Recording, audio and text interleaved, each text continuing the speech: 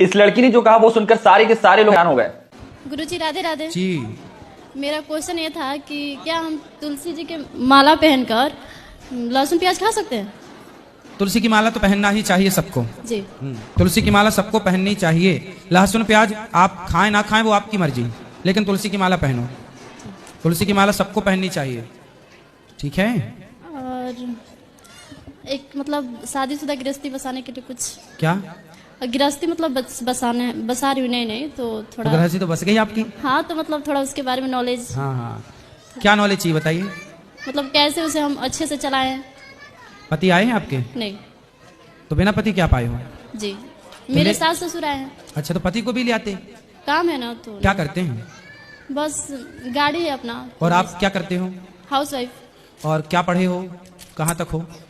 Inter किया। ठीक है ठीक है। कब हुई शादी आपकी? इसी साल। इसी साल मतलब 2024 में? जी। अभी जनवरी फरवरी में? जी। ठीक है। तो गृहस्थी कैसे चलाए इसके कुछ हम टिप्स बता दें आपको। जी। तो सास भी तो है बगल में? लेकिन सर बहुत अच्छी है। सास अच्छी है जी, तो आप दोनों की कुंडली मिल गई। हाँ। आप दोनों की कुंडली मिलेगी तो आपकी गृहस्थी बहुत बिंदास चलेगी। सबसे बड़ी गृहस्थी चलाने का सबसे बड़ा मंत्र है चुप। जी। क्या रहना है? चुप रहना। कभी अपनी सास को, अपने ससुर को, अपने पति को पलटकर जवाब नहीं देना है।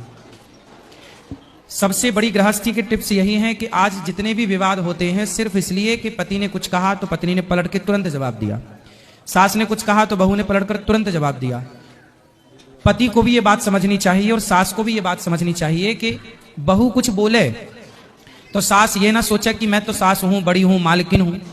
बहू कुछ बोल रही है तो बेटी के रूप में उसे स्वीकार करो कि मेरी बेटी है, कुछ पूछ रही है तो उसे बताओ, कुछ सीखना चाहती है तो सिखाओ, है ना, बेटी के रूप में। और बहुओं की सबसे वही बहू बढ़िया होती है जो चुप रहे, क्योंकि सास 100 कहेगी और बहू ने 1 कह दिया तो सास का 100 कोई ना सुनेगा, पर बहू का 1 सबसे ऊपर हो जाएगा।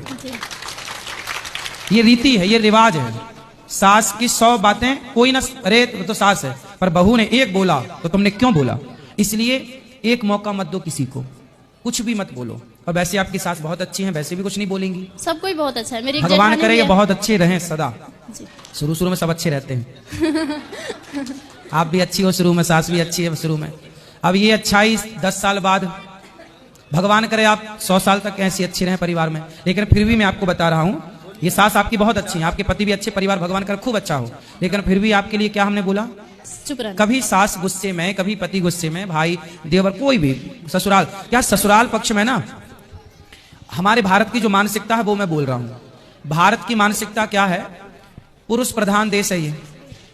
यहां पर पुरुष थोड़ा एटीट्यूड में रहता है, उसको लगता है ये मेरी पत्नी है, उससे ये लगता है कि मैं जो चाहूं इसे बोल दूं पर ये मुझे कुछ ना बोले। ये पति इस मानसिकता के हैं भारत में।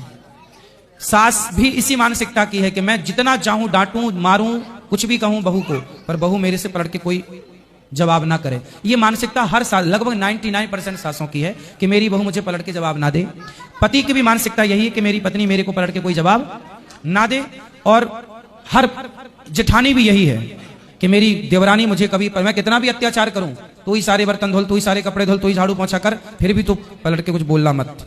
मतलब समस्याएं गृहस्थी में एक तरफ से नहीं है, बहू भी बेचारी भर जाती है कई बार। कितना बर्दाश्त करेगी, कितना सहेगी।